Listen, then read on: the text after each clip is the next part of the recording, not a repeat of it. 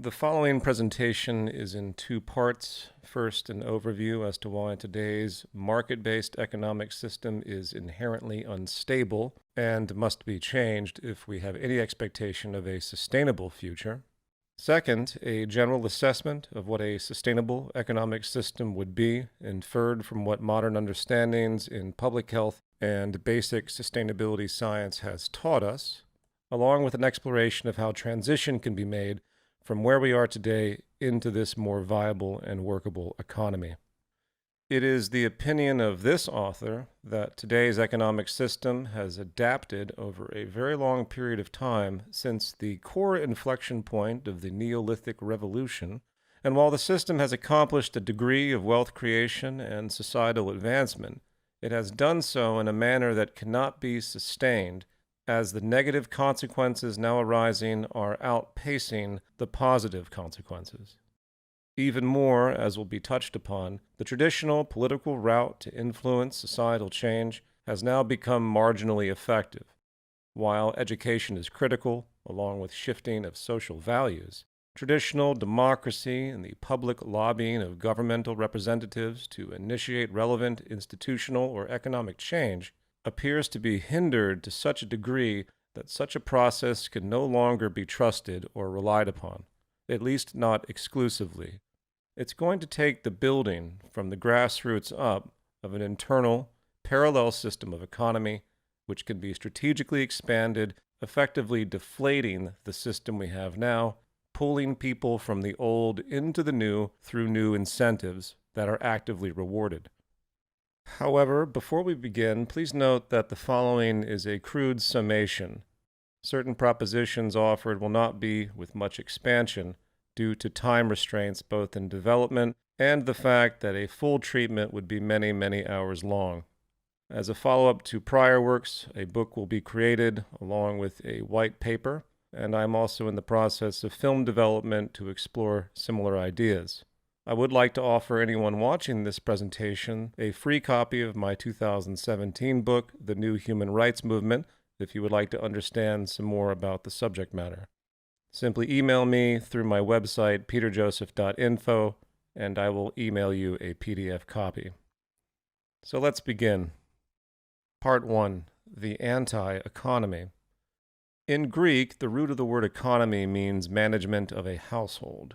Most of us experience this basic strategic thinking as we bring goods back from a store, working to preserve and efficiently use those goods so nothing goes to waste. The very concept of economizing means to optimize the utility of what we have purchased to obviously reduce the need for future purchases, as that requires human labor to gain purchasing power through money. Therefore, we are incentivized to be conservative, efficient, and as sustainable as we can be. In stark contrast, state or macroeconomies work the opposite way with the exact opposite incentives. As John Maynard Keynes emphasized in his theory of effective demand, the system of market economics is consumption-based. The basic starting point is demand. It is through consumption, and hence the ability to act on demand through purchasing, that the system is kept alive. While there is no shortage of complex classical and neoclassical models that seek to explain the market system's internal dynamics, at the most basic level, the economy simply doesn't work right without the perpetual movement of money, and the more the movement slows, the more problems arise, hence economic contraction and all the features we come to understand with business failure, unemployment, and so forth. In other words, in direct contrast once again to our typical household economy, the foundation of the system moves against the most basic economic principles of conservation, sustainability, and efficiency as endogenous features of the system. The cycle, of course, is simple. If people do not purchase, then jobs cannot be created to make those required goods. If jobs cannot be created, income cannot be earned, and hence there is no purchasing power to continue the cycle, and hence the economy contracts, causing problems. As an analogy, the system's foundation works like a car's gas pedal. Gas must perpetually enter the engine at a consistent rate to maintain momentum or stability, hence when the pedal is evenly pressed. while increasing pressure on the pedal accelerates the car with the introduction of more fuel. The market system requires this perpetual gas to sustain agents, but prefers constant acceleration, in other words, economic growth. Put another way, market economics is a scarcity-based system that gravitates toward infinite economic growth in a total contradiction of intent. And I can assure you that if you attempted to run your household economy with, say, a family in the same way, you would cease to prosper and rapidly move into poverty. The very structure and system dynamics that define the endogenous nature of market economics is antithetical to all basic principles to sustain an expanding species on a finite planet.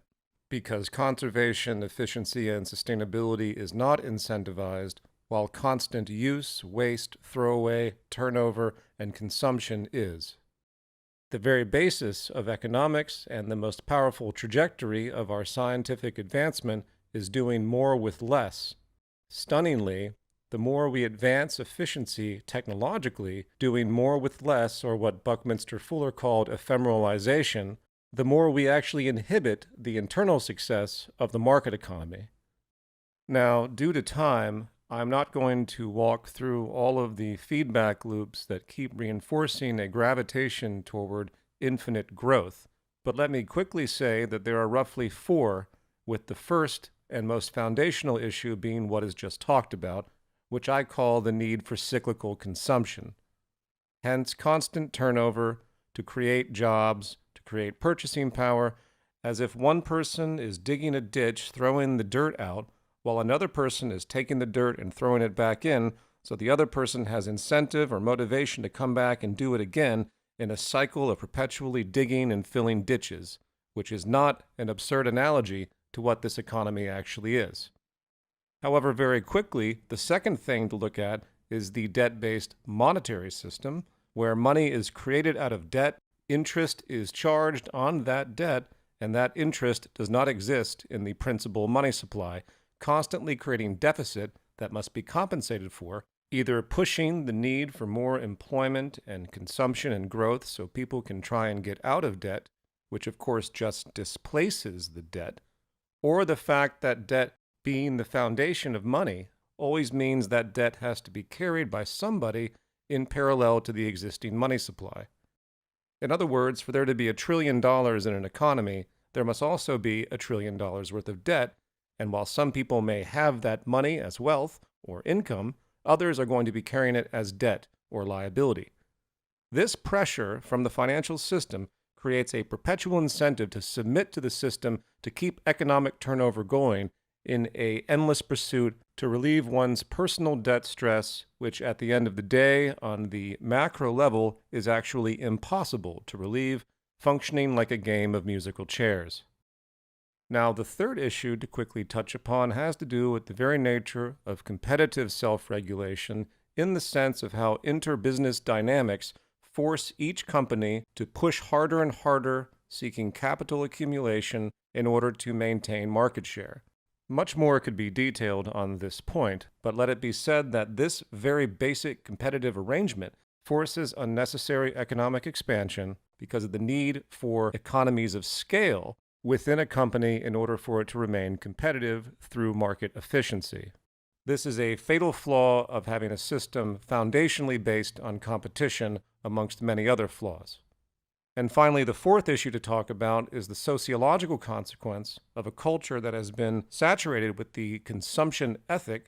As per World War II, some may remember that consumption in the West was considered a civic duty in order to help people get jobs to support the war effort or the post-war effort, and so on. It is not an exaggeration to say that there has been a sociological transference of what this system requires to keep stability, hence constant consumption and growth, where people's very values and ethics have become part of that pursuit. Materialism, vanity, social status are now all intertwined with so-called personal success. And it is a very nasty sociological feedback loop, creating an unsustainable value system, which will likely only be overcome once the system's foundation is changed and the culture can reacclimate.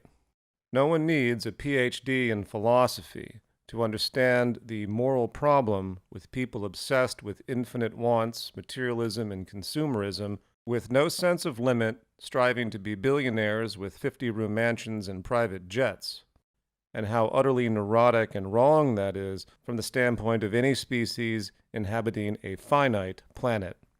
Excess has no place in a sustainable model. Minimalism is the important value, along with strategic efficiency.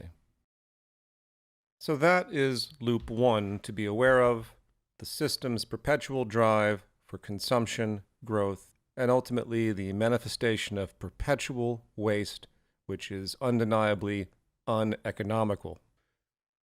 The second loop to discuss in regard to the endogenous flaws of the market economy has to do with economic inequality. From an epidemiological perspective, economic inequality, with its many downstream effects, is a violent affront to the lower class or the poor in both absolute and relative terms. For those unfamiliar with the public health outcomes of an unequal society, I do recommend as a preliminary study The Spirit Level by Richard Wilkinson and Kate Pickett. What is found is that the more unequal a society is, the more sick, the more aggressive, and the more neurotic and unsustainable that society is. It's also worth pointing out that low socioeconomic status, poverty, and the unfolding that has linked certain demographics to poverty has fostered bigotry, racism, xenophobia, and other qualities that are nothing but negative.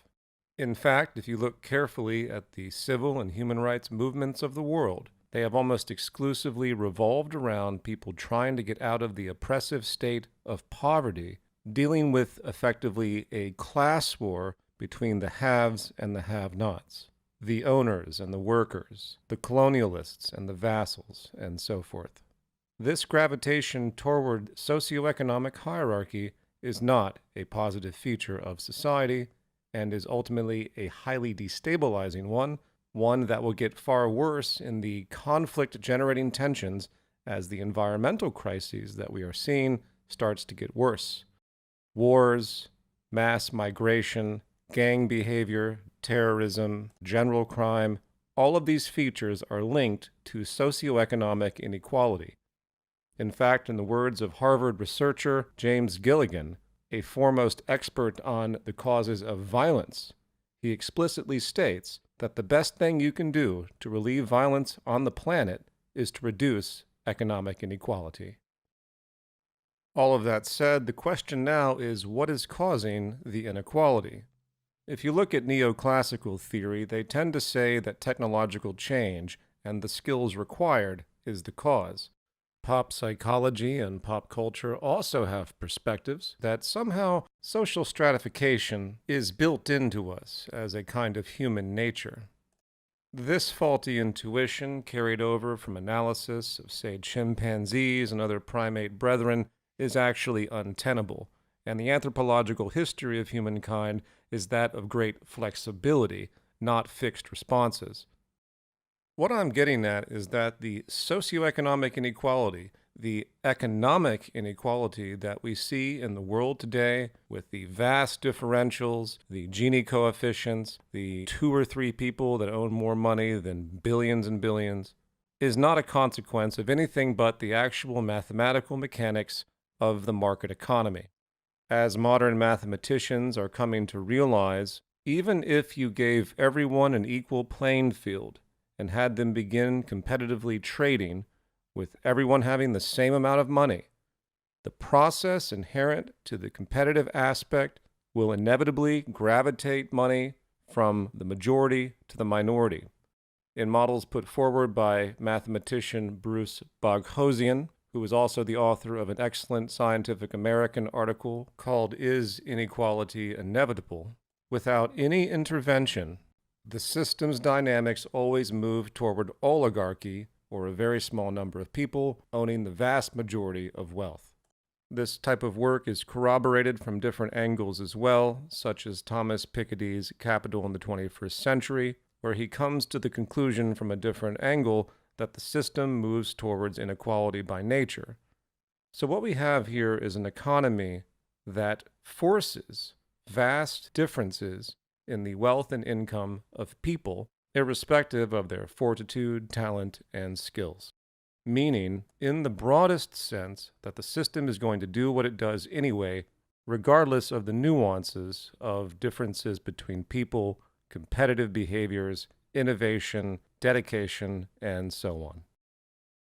Now, that is the second loop to recognize when considering the endogenously destructive nature of markets. And just as with the first loop regarding a lack of environmental sustainability, our tradition says that, well, we just have to engage politics, vote in better people, lobby government, develop NGOs, and other legislations, institutions, and protocols that want to set the trajectory a little bit more straight by manual force. Some may remember Stafford Beer's famous quote that a viable system needs no controls, and we can qualify the integrity or viability of a system by just how balanced and self-regulating it is without the need for external intervention. I point this out to preface the following section because if you look at what the system does endogenously, it moves against almost everything that the system needs to do to maintain viability in the environment it exists. In my personal opinion, I don't think you could create an even less viable system than what this system does inherently. And this brings me to the third or final destructive loop of this section I will simply call intervention sabotage. As an analogy, imagine a classic steam engine and its Watt's governor. The governor is designed to feedback with the engine in order to maintain speed stability. But what if the engine somehow was conscious and had agents that, for whatever reason, had no interest in such stability? So what they do is they reach over and they interfere with the process, removing the capacity for corrective controls. Now that may seem like a silly analogy, but that is effectively what we're seeing in society today. Vested interests that have been rewarded by the market system, hence the upper percentages holding income and wealth, also happen to be those that hold the most influence and power when it comes to social operation. And the notion of changing fundamentally the system that has rewarded them so thoroughly poses a deep protectionist reaction for self-preservation. We see this in the general political loyalties and constant push and pull in the political sphere. The transition from Keynesianism to Reaganomics or supply-side economics brought producers, business owners, and effectively the ownership or upper class into priority, with the average consuming public and workers as secondary. While we like to believe that people can think intelligently and objectively, more often than not, people go towards what rewards them operantly. The overwhelming influence of vested interests in this society that have been rewarded by our endogenously corrupt economy pose an immense ongoing barrier, as they have for literally thousands of years, in an interest to change the system to be sustainable. Because in order to do so, you have to alleviate the mechanisms that reinforce their wealth and power. At the same time, assumptions about the moral nature of markets have been absorbed into culture to a degree where great fear exists with anything contrary to free market dynamics. The rise of communism, for example, has served as a notable boogeyman where even modest attempts to regulate the society to redistribute wealth are met with accusations that somehow we're just going to move into a totalitarian nightmare, and the only safe haven is loyalty to free market principles. So there's that. And the third issue to consider on this subject is simply the daily routine the average person is forced into in the scarcity-based society, living paycheck to paycheck as most do. Hence, the stress of survival forces a lack of initiative, while people are told they have to pull themselves up by their bootstraps to get what they work for, and other meaningless phrases that still capture the zeitgeist. The very daily pressure of short-term existence for most people reduces the probability of rocking the boat, even if it means foreseeable long-term destruction. So, when you combine the cultural conditioning and the tendency to preserve power, the probability of the kind of system change required to alleviate the vast array of negative trajectories we are currently on appears increasingly slim. In fact, there is good sociological and psychological evidence to reason that the more tense things become in the future, the more selfish, the more tribalistic, the more bigoted people will become, as opposed to any kind of awakening about the true failures of the system. Therefore, a different process must be considered, at least in tandem, to common political action. Which brings us to part 2 of this presentation, designing system change. So, in the interest of public health and sustainability, what are the common sense requirements for a workable economy? First, physically, we must have dynamic equilibrium with the environment, not using more resources in a time frame they can be equally regenerated, nor suffer biodiversity loss, pollution crises, and other obvious issues. This means scientific resource management must be explicit, not merely sidelined as market economics does. Sustainable resource management, technically, must be built into the model itself, in the pursuit of maximizing strategic design and efficiency, hence true economizing. Second, the system should be structurally non-competitive and hierarchy attenuating. Collaborative economic processes have proven to be far more stable and efficient, and any defense saying competition drives innovation, which is a classic response, omits that it does so for all the wrong reasons, also driving extreme waste, human conflict, and social oppression through socioeconomic stratification. Economic competition, as we see in the wild, should be a last resort for any civilized economy, not the very foundation of it as we have today. And number 3, similarly, the system must be abundance-focused, not based on the exploitation of scarcity, which is what market economics does today, disallowing the rise of stress-easing, public health-improving abundance. It is a sobering realization to understand that the abundance of anything, such as water, is actually a negative feature when it comes to the internal success of markets. Abundance has no value. In fact, the more problems there are in the world, including scarcity, the more economic action is generated in response. The market economy, in fact, thrives not on solving problems, but preferring to continue them so they can be exploited for jobs and income. There's no easier way to collapse a market economy than the introduction of abundance. Now, those basic points made, and there are others, let's just say for now that in short we seek a hierarchy-attenuating, abundance-focused, non-competitive economy with strategic resource management and design organized around dynamic equilibrium. The goal is to maximize public health while being sustainable over generational time. Very simple and evidence-based. Now, with those goals in mind, how do we move from the existing system, building out the future system? As stated before, we are assuming that traditional political activism, what 99.9% of people are doing today, is not going to work. Appeals to corporations and legislators may have an effect and should be pursued along with public education, but the following is about persuasion by doing, not demanding others take action in power. So let's consider a crude model of transition. First, we can't move from point A to point B without shared attributes that can be leveraged. Something must connect the two systems as mechanisms of transition. As will be touched upon in a moment, within our market-based evolution, certain elements have emerged that are actually in contradiction to that system's internal integrity, and yet have still gained popularity.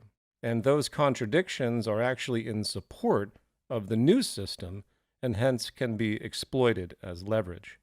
Second, such transitional mechanisms must be integral to the new system, as just alluded to, allowing for scalability. In other words, the shared aspect must be defining in regard to the operation of the new system, not secondary, ideally serving as a foundation by which other related economic characteristics can be built over time. And third, as the new system builds along such leveraged transition points, the process should be fundamentally antagonistic to the old system in an effort to deflate the system's relevance and functionality. It doesn't serve much purpose if there is a parallel system of economy that poses no true threat to the existing system's survival.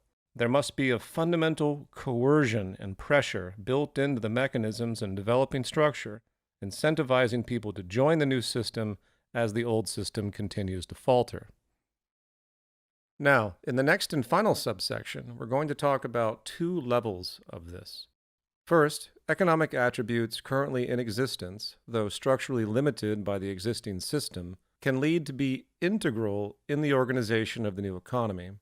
And second, when it comes to transition in the most preliminary stage, grassroots engagements that overlap with these economic attributes, also already existing in the system, such as tool libraries or time banks, even though very structurally limited and restrained, can serve as the initial stages of public engagement. On the first point, this is a figure from the 5th chapter of my book, The New Human Rights Movement, presenting 5 integral system-level economic transitions as just described: automation, access, open source, localization, and networked digital feedback. Each of these not only contradict current market structure incentives, they are also more effective economic mechanisms to achieve higher efficiency and productivity while fostering increased egalitarianism and equality. So first we have automation. Automation is a substantial challenge to the labor for income model at the foundation of markets. There is little reason not to expect human labor to be continually replaced by machine, not only because it's more productive, but through the market lens, increasingly cheaper than human labor as it advances. Human employment will continually become inverse to productivity, as it already has in many sectors. Furthermore, automation is not only in contradiction of the labor for income model, it also challenges assumed scarcity. While resource management must always be strict, automation's capacity to meet human needs, and hence the generation of a relative abundance beyond current methods, should not be restrained. The abundance capacity of industry since the Industrial Revolution was driven almost entirely by automation. In contrast to current restraints, abundance-producing and labor-saving automation is something to be accelerated. Strategic automation is not only more efficient, it is more productive and more humane, and future economic aspects logically should fully embrace it, not fight it, moving away from the labor for income system. The second attribute is access over property, by which I mean moving away from universal ownership in favor of shared methods. As is the case with the universal assumption of labor for income in the structure of markets, property and ownership are equally as defining and rooted. While we can all relate to the use of certain items, such as a laptop, being very personal, the general tradition of ownership is increasingly wasteful and impractical in many areas. From the standpoint of efficiency, the general idea of everyone owning one of everything is irrational in terms of sustainability and just practicality. Very few goods are consistently utilized over time, with some goods, such as cars, dormant the majority of the time. While certain sharing traditions exist, such as a library, these are the exceptions. What's often referred to as a sharing economy today, in fact, is really just a rental economy, but it is an improvement.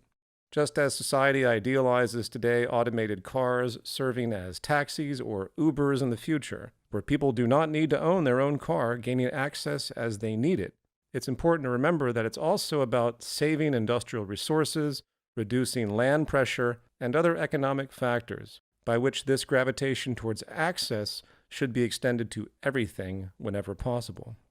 It's also worth noting that the social benefit would also extend to increasing egalitarianism, with more having access to things they once could not own.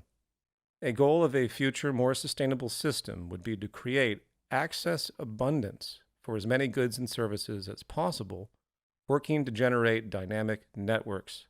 Once again, you see the kernel seeds of this with ride-sharing, Airbnb, and so on, in what has been crudely termed collaborative consumption. Again, this interest needs to be magnified, challenging the strict property system we see today, which is inherently wasteful and elitist. The third attribute is the incorporation of open source contribution, making all industrial and scientific information freely available. Some have referred to this as the cultivation of a collaborative commons, and as will be touched upon more so in a moment, serves as the framework by which future product development and economic designs can flourish, ideally eventually replacing corporations and business itself.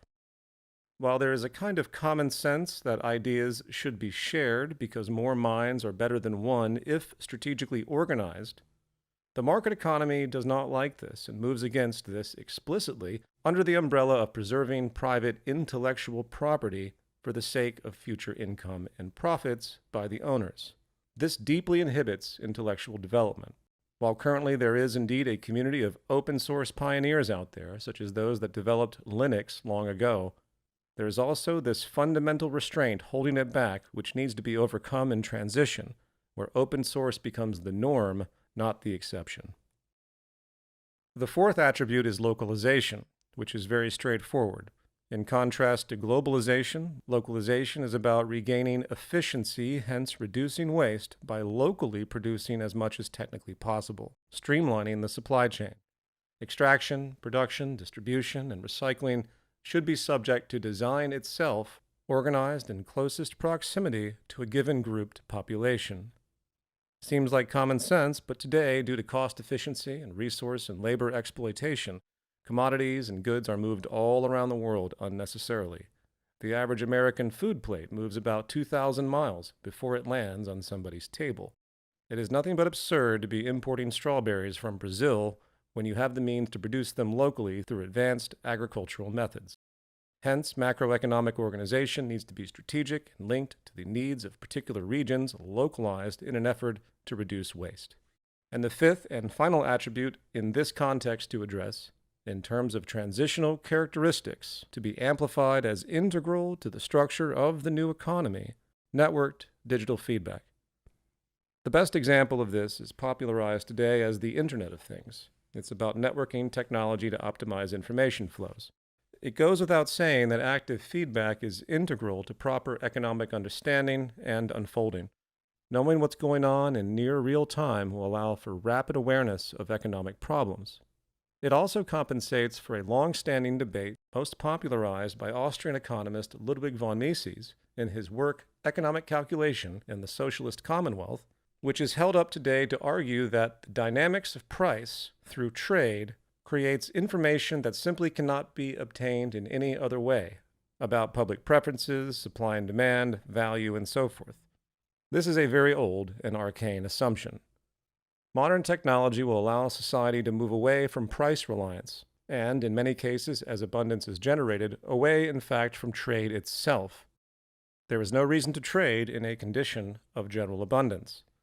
And just to be clear, we're not talking about utopian abundance.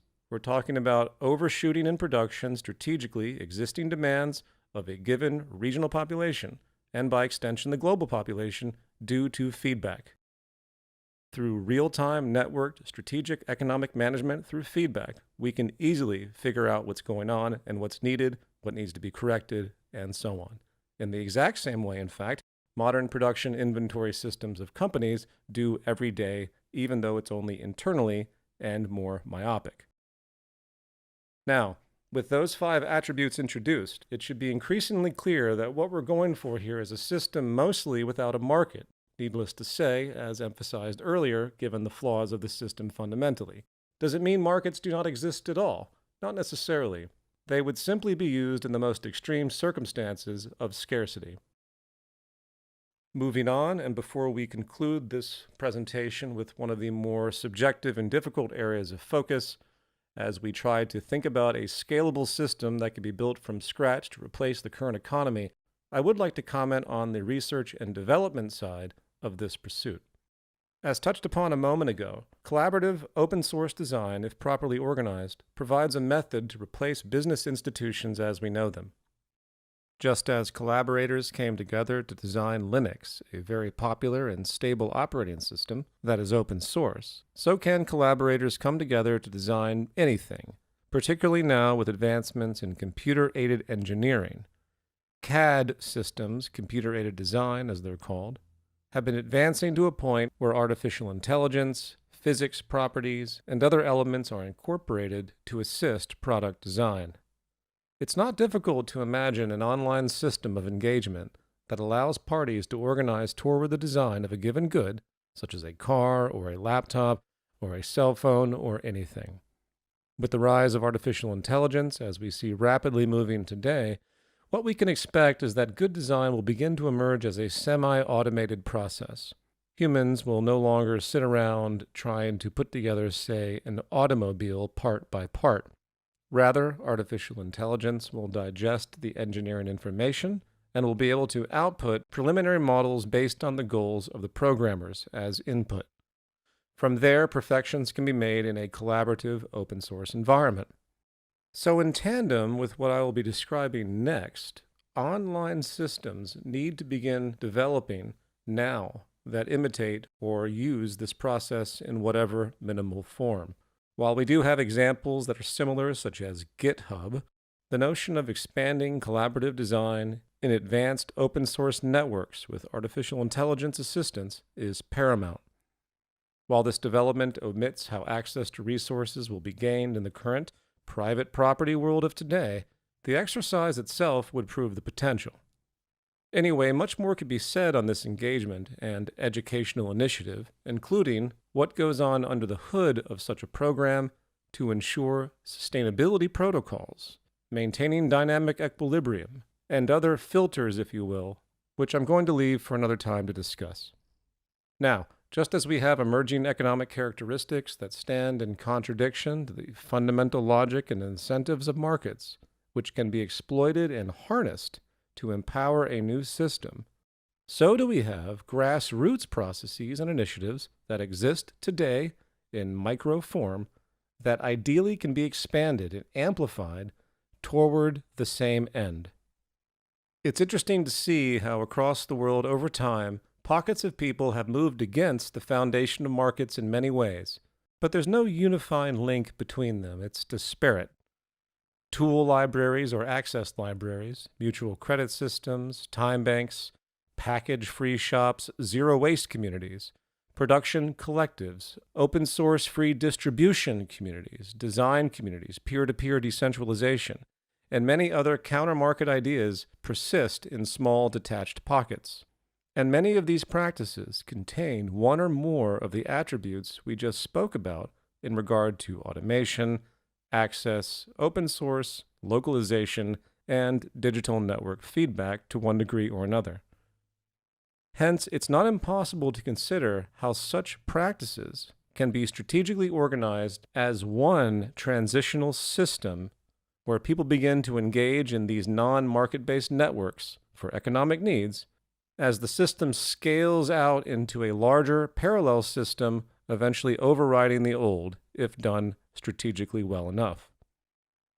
At this stage of my own work, along with time restraints for this presentation, I am not going to go through a full exploration of this, but suffice it to say that with a proper plan, I think this is the best route, at least that I can think of, to get people incrementally off the grid of the destabilizing market system, correcting course, emerging a new, more sustainable system.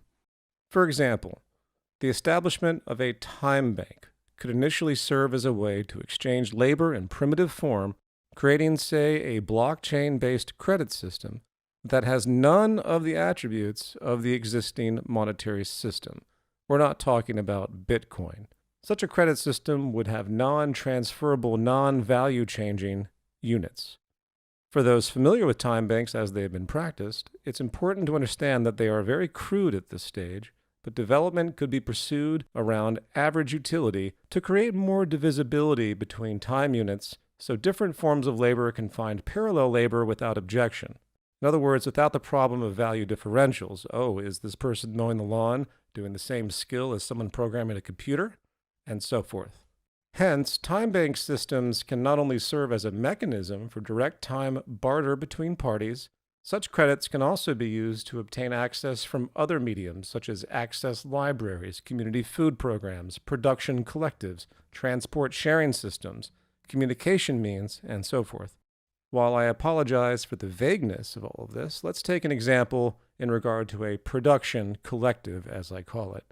And I'm going to be as realistic as I can in this description, assuming that we are still in a transitional model where private ownership of the world's resources and the means of production in general is still the norm, requiring money to obtain land, capital machinery, and so forth.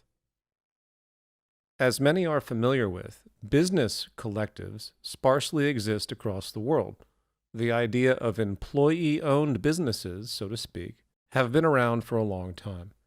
However, these businesses still compete with the external, non-communal businesses in the free market environment. Therefore, while they may be egalitarian internally, they are exactly the same as an institution as other businesses externally. Hence, business collectives, as commonly practiced, are of little transitional use overall. It's just old socialistic ideas. But if we modify this in what we can call production collectives, non-competitive production collectives, since market business as we know it isn't relevant to the future economy, we can imagine that a kind of club is organized around the production collective outputs. Hence, people do not buy with money what is output. Rather, they contribute to the production collective either directly or through credits obtained in the time bank system, gaining the fruits of that production as a community that is subscribed to the system. How did the collective get the machinery and the land and the building? That would no doubt take a preliminary investment by like-minded people using actual customary fiat currency. But once that is taken care of, along with other administrative issues such as taxation, the organization of the production collective uses none of those tools, detached from the incentives and procedures of markets. This pooling of traditional monetary resources serves as a transition affecting investment in community which no longer use that system once they are established. Some may argue that's improbable, but people donate an enormous amount of money each year for various causes with no expectation of return, in the hundreds of billions of dollars. I personally believe that once the infrastructure of this kind of thing is set up and the options are there, many people, seeing the caustic nature of the existing system, will be willing to invest their financial capital into non-market return-based production collectives, understanding that the fruits of what is being created is a community service. I know I certainly would. That considered, once we have this pocket of infrastructure, a person who has been active on the time bank network could actively participate in the production aspects of this collective, rewarded not by money, but by the collective, the club, gaining access to the fruits. The goal is that over time, as efficiency increases, the necessity for credits becomes less and less. The functionality of the production collective begins to support itself by community engagement and increasingly advanced technologies, particularly automation, and other efficiency parameters. It's not inconceivable, for example, that a vertical farm system producing produce could be funded and built in a local community, with just enough people administering the system for credits, benefiting from those credits or the fruits of the system itself, while the community at large accesses those ultimately free resources in an increasingly zero marginal cost environment. Now, I apologize, but I'm going to stop there. I will conclude by saying that such a preliminary developmental community network would develop into a smartphone app with all of the parallel institutions accessible and networked together strategically toward the goals I have expressed. In terms of education at this primitive stage, such an app could also be simulated until those institutions are able to manifest, giving people a sense of what it would feel like to engage in such a way. The ultimate goal, of course, being a transitional process through expanding community engagement through such parallel systems that eventually transcend the old destructive system over time. My name is Peter Joseph, and I hope this thought exercise will inspire others to consider such a program as we all work together to figure out how we are going to get out of the mess we are currently in. Thank you for your time.